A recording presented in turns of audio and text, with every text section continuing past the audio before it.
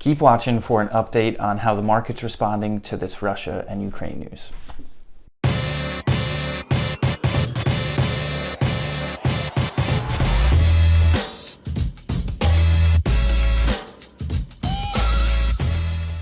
Welcome back to the Mullooly Asset Show. I'm your host, Casey Mullooly, back with you for episode 282. It's good to be here.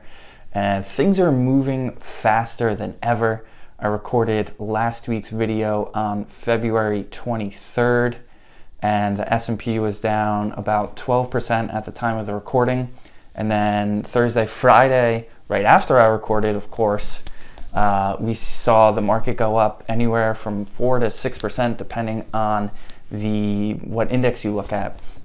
And now I'm recording this on March 4th, and this week the market's been back down. So things are moving very quickly. Information is, at all of our fingertips quicker than it ever has been before.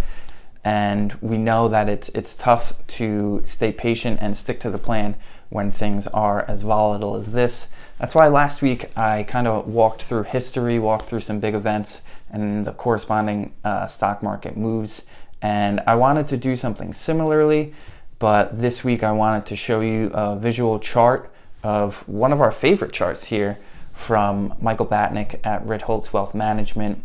This is called his Reasons to Sell chart, and it looks at all of the major events that I talked about last week of the last 100 years or so, all the major geopolitical events and the corresponding stock market moves. Visually, it gets the point across that if you're a long-term investor and not a day trader, it's easy to see that all of these events actually looked like buying opportunities. Of course, we have the benefit of hindsight, and I'm guessing, I haven't lived through all of them. I've only lived through, the last 2 decades or so, but it sure didn't feel like a buying opportunity in the moment. In the moment, it felt horrible. I'm sure there were scary headlines flying around, and it was hard to stomach that.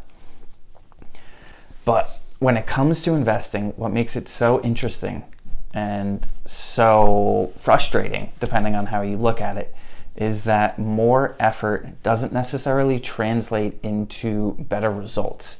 It's not like playing sports where you practice, and you're the best one on the team. It's not like studying in school where you hit the books hard enough and you're gonna get good grades. It's not like working out in the gym where you go consistently and you put the time in and you get good results. Investing doesn't work like that, and it's so counterintuitive because more activity, more trading doesn't necessarily translate to better results over the long term. In fact, there's research out there that shows the exact opposite is true. The famed Vanguard investor Jack Bogle has a famous quote of him saying, "Don't do something, just stand there." So look, some of our indicators are getting to pretty oversold territory. They're getting pretty washed out. And if you're a long-term investor and you're averaging into your portfolio, you're averaging into your accounts, your retirement accounts, and this is actually a good thing because you're buying shares of your funds, of your stocks at lower costs, which is of benefit to you over the long run. So if you've got questions, concerns, or just want to talk through the plan, get in touch with us. Let us know what questions you have.